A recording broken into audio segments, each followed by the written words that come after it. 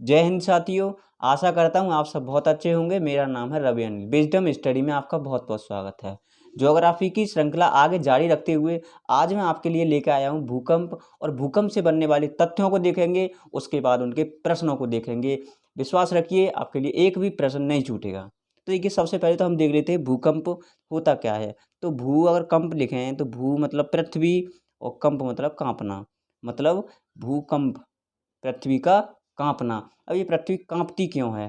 तो देखिए, सबसे पहला कारण है कि पृथ्वी का अपना एक आकार है, अपना एक आयतन है। ठीक है। अब इसका आयतन और आकार को विकृत मतलब फैलना, सिकुड़ना, इस तरह की अगर क्रिया हों तो एक ऊर्जा आती है जिसे हम कहते हैं प्रत्यास्थ ऊर्जा। जिसे हम क्या कहते हैं? प्रत्यास्थ, मतलब एक स्थितिक ऊर्जा होती है, प्रत्यास्थ ऊर्जा। अब ये ऊर्जा है तो निकलनी तो है ही है। ये ऊर्जा जब मुक्त होती है, मतलब बाहर निकलती है, तो ये तरंगें, कौन सी, ये क्या करती है? तरंगें उत्पन्न करती हैं, और वे तरंगें पृथ्वी पर जाकर टकराती हैं, और इस तरह हमारी पृथ्वी पर नुकसान हो जाता है। तो ये था तुम्हारा बेसिक स्ट्रक्चर। देखिए, अब तरंगों के बारे में जान लेते हैं। तरंगें किस किस प्रकार की होती हैं?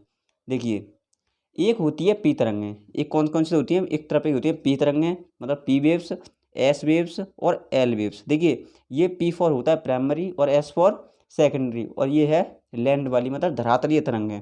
तो देखिए, सबसे पहला पॉइंट तो ये आता है कि देखिए, ये बिल्कुल सीधा दिख रहा है आपको, बिल्कुल सीधा। जो पी वेव्स है बिल्कुल सीधा, इसका मतलब ये है अनुदैर्ध्य तरंगें हैं। कैसी तरंगें हैं? अनुदैर्ध्य।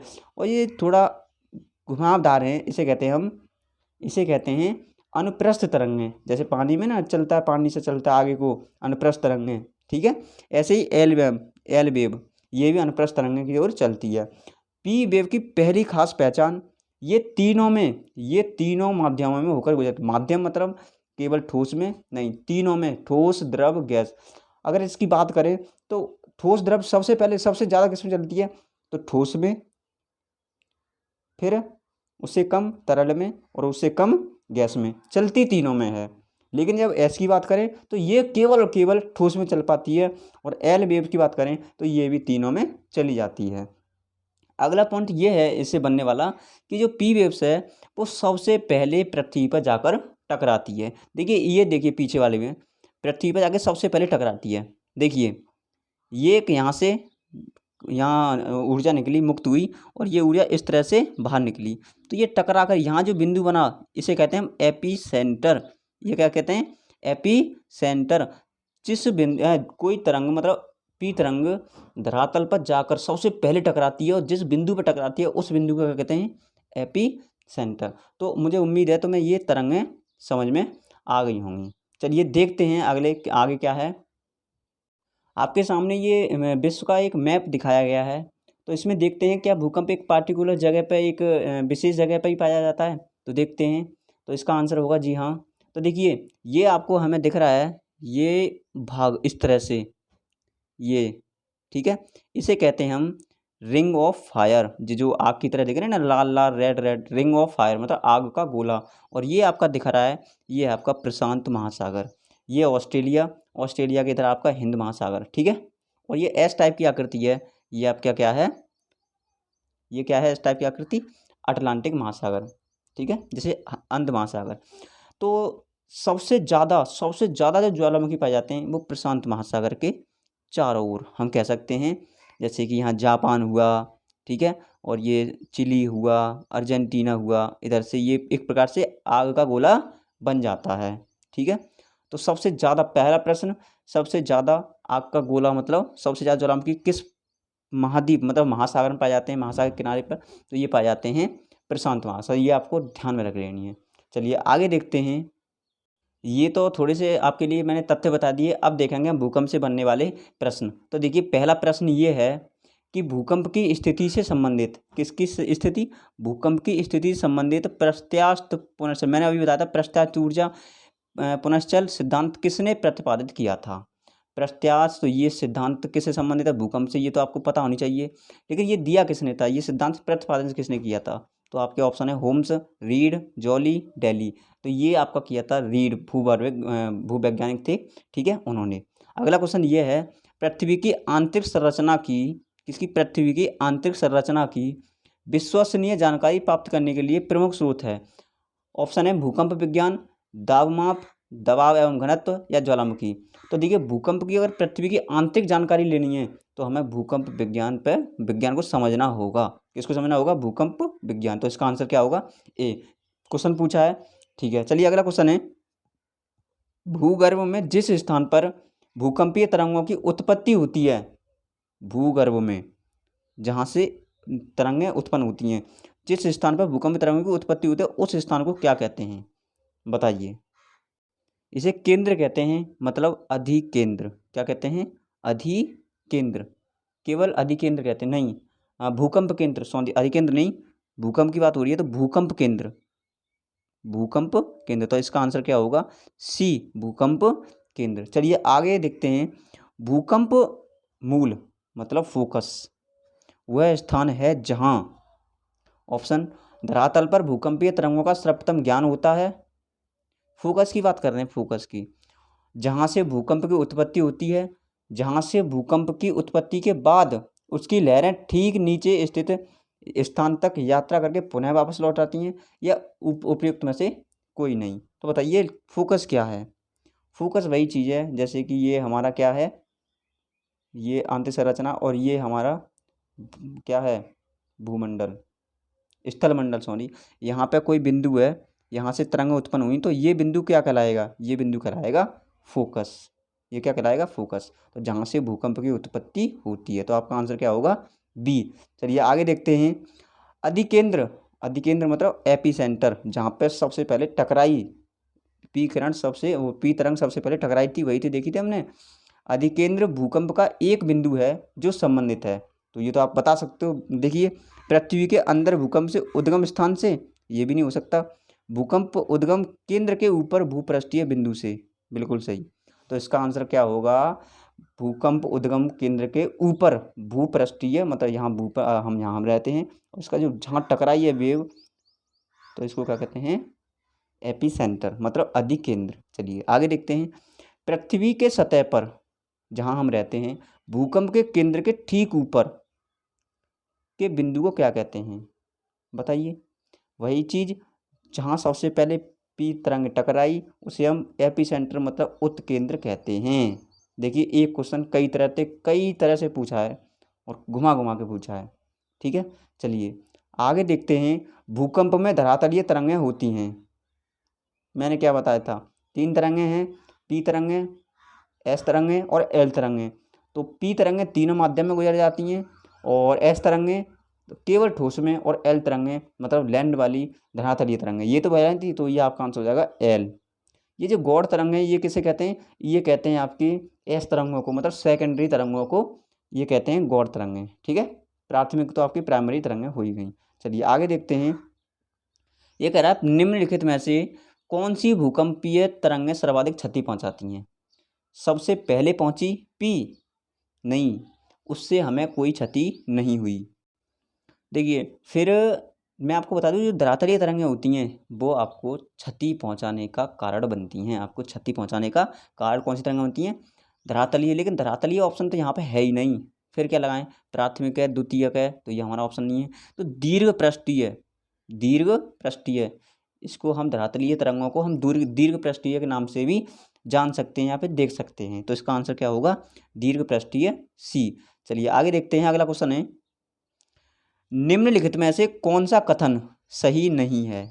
ठीक है, देखते हैं, भूकंप के कारण समान बर्बादी वाले स्थानों को मिलाने वाली रेखा को समभूकंप कहते हैं। समभूकंप को अंग्रेजी में कहते हैं आइसोसिस्मल लाइन। तो इसका मतलब है सही है, समान बर्बादी का मतलब समान तीव्रता से भूकंप आया, हमने एक लाइन से हमें उन्हें दर्शा दिया, उसे कहते हैं समभूकंप, मतलब आइसोसिस्मल लाइन कह दिया। आगे है, समभूकंप रेखा का आयकार नियमित रेगुलर होता है। ऐसा कुछ नहीं है, यहाँ से ये हो सकता है, ये यहाँ से हो सकता है, कहीं भी जा सकता है, नियमित नहीं है, ठीक है। तो ये गलत हो गया, तो यही इसका आंसर है। देखिए आगे देखेंगे, उन स्थानों को मिलाने वाली रेखा जहां भूकंप एक साथ आते हैं सह भूकंप, और सह भूकंप को अंग्रेजी में कहते हैं हीमोसिस्मल लाइन। क्या कहते हैं? हीमोसिस्मल लाइन। तो ये भी ठीक है, ये भी ठीक है, ये भी ठीक है। भूकंपीय तरंगों को अंकित करने वाला यंत्र सिस्मोग्राफ है, ये भी ठीक है। तो इसका आंसर क्या गलत है?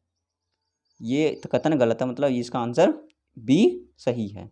चलिए आगे देखते हैं, अगला क्वेश्चन, निम्नलिखित में से कौन सा कथन सही नहीं है, बताइए।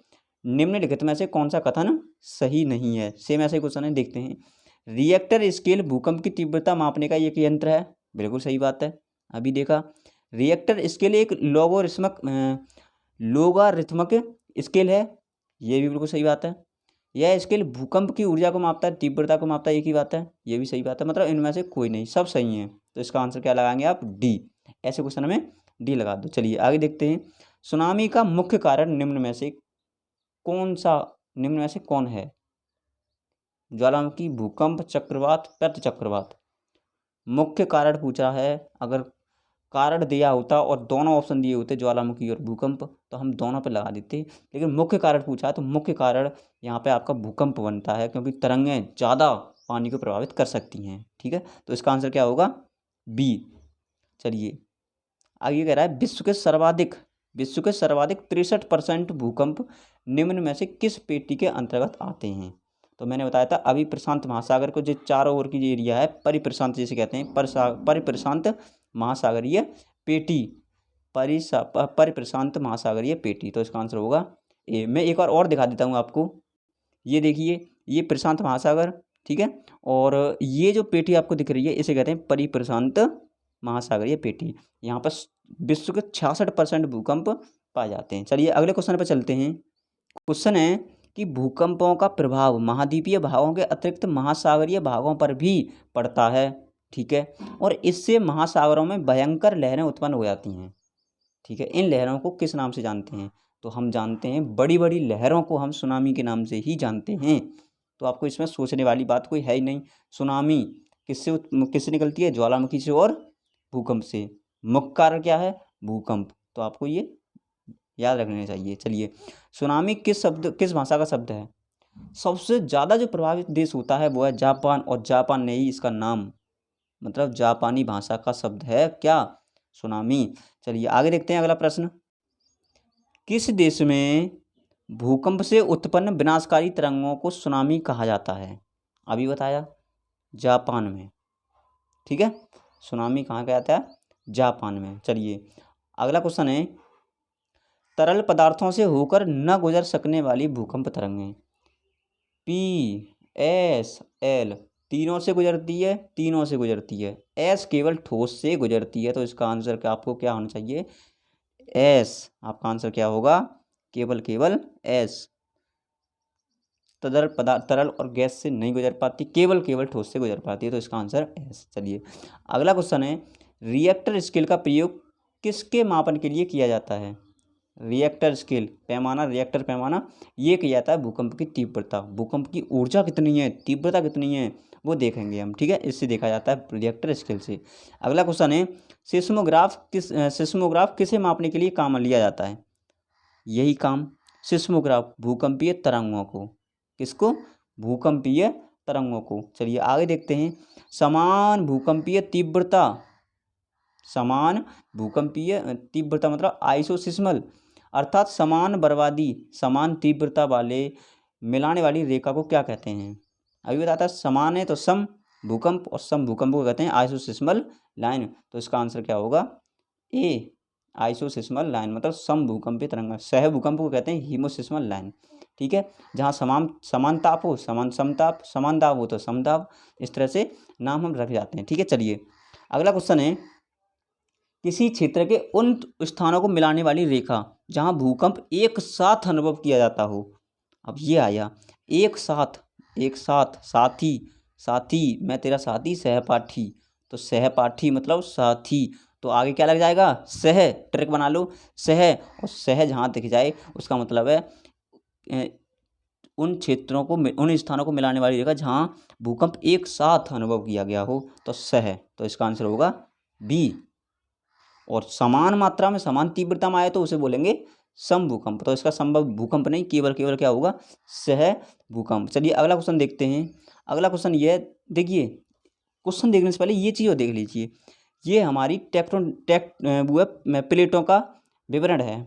पृथ्वी की प्लेटें किस किस प्रकार से बटी हुई हैं। देखिए, ये जो प्लेट आपको दिख रही है, ये वाली, ये है हमारी साउथ अमेरिका प्लेट। ठीक है, ये अफ्रीका प्लेट। ठीक है, ये इंडियन प्लेट जो हमारी देखते हैं, ये यूरेशियन यूरोप वाली, इस तरह से ये नॉर्थ अमेरिका की प्लेट, ठीक है।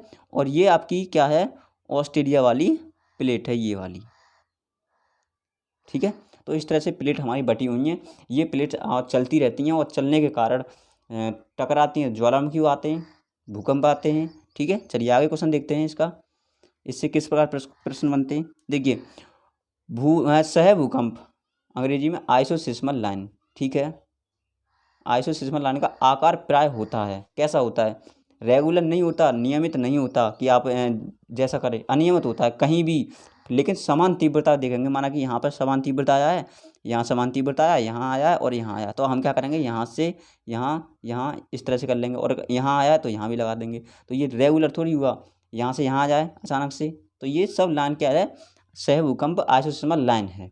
तो ये कैसी होती है, अनियमित होती है, ना ही वृत्ताकार होती है। वृत्ताकार एक रेखीय नहीं, बिल्कुल सीधी एक रेखीय होती है। नियमित का मतलब है रेगुलर करना, नहीं, ये भी नहीं हो सकती। चलिए आगे देखते हैं, भूकंप का कारण, भूकंप का कारण क्या बनता है, भूकंप का कारण होता है टेक्टोनिज्म। मैंने जो अभी आपको प्लेट दिखाई है वो टेक्टोनिज्म, मतलब टेक्टोनिज्म होता है, प्लेटें आपस में, प्लेटें चलती हैं और टकराती हैं, ठीक है। तो इस कारण से भूकंप का कारण ये बनती हैं। चलिए आगे देखते हैं, अग्निवलय, सर्किल ऑफ फायर, आग का गोला कह सकते हैं, ठीक है। प्रशांत महासागर के उस विशाल क्षेत्र को कहते हैं जहाँ कुल भूकंप का कितने % भूकंप आता है, बताइए। तो अभी बताया 68%, लगभग में कितना है, 68%। चलिए अगला क्वेश्चन है, निम्नलिखित में से कौन सी घटना धरातल पर नहीं घटित होती, बताइए। निम्नलिखित में से कौन सी घटना धरातल पर घटित नहीं होती, तो ये नहीं होती, कौन सी, धरातल पर, ज्वालामुखी धरातल पर हो जाते हैं। अपक्षय मतलब मिट्टी कट जाती है, मिट्टी जुड़ जाती है, जैसे कट जाती है, अपक्षय अप्रदान, ये मिट्टी से संबंधित है। सुनामी ये पानी में होती है, मतलब ये धरातल पर नहीं होती, तो इसका आंसर क्या होगा, सुनामी। चलिए अगला क्वेश्चन है, निम्नलिखित में से कौन सी अनुमेय प्राकृतिक आपदा है, प्राकृतिक आपदा, बताइए अनुमेय, तो ये है आपका भूकंप, कौन सी है, भूकंप। चलिए इस वीडियो का लास्ट क्वेश्चन और आप बता दीजिए, देखते हैं। देखिए, निम्नलिखित में से कौन सा एक एशिया के पूर्वी सीमांतों में होने वाले भूकंपों का कारण बताता है, एशिया के पूर्वी सीमांतों मतलब जापान वगैरह हैं उस टाइप के, तो बताइए। तो वो है एशिया के, क्या है, एशियाई प्लेट के नीचे पैसिफिक प्लेट का आगमन। जो एशिया की हमारी प्लेट है उसके नीचे कौन सी प्लेट आ गई है, पैसिफिक मतलब प्रशांत महासागर वाली प्लेट आ गई है, तो इससे ये होता है। चलिए आपके लिए